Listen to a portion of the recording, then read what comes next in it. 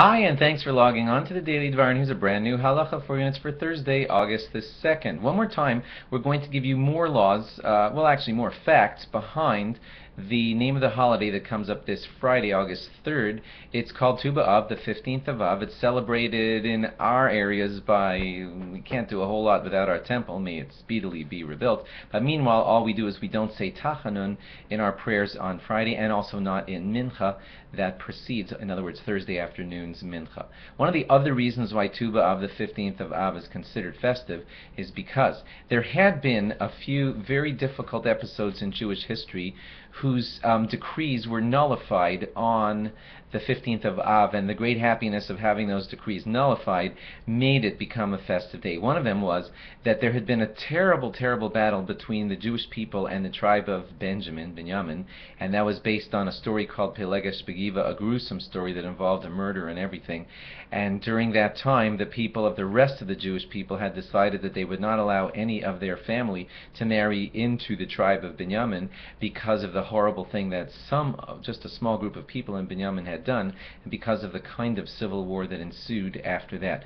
That decree was very sad for the Jewish people. Ultimately, when it was nullified on the 15th of Av, that brought great, great happiness. Also, another decree that had been nullified on the 15th of Av was this. At the time that the Jews entered Israel, the rule was that every Shevet, every tribe, got a portion in the land of Israel, and that was their inheritance. And they were all geographically located, so that everyone from, let's say, the tribe of Binyamin got a certain parcel of land all together in one place, and that's where they settled. But for someone to marry from one tribe into another would cause some of the lands to be intermixed and everything. And so if a woman owned a piece of land from her tribe due to some form of inheritances, and now she would marry someone from another tribe, then if that husband would inherit her, then some of her tribal land would go over to a different tribe. And therefore there had been a rule that the Shvatim, the tribes, should not intermarry. Jews can marry Jews, but in those situations they wouldn't allow it.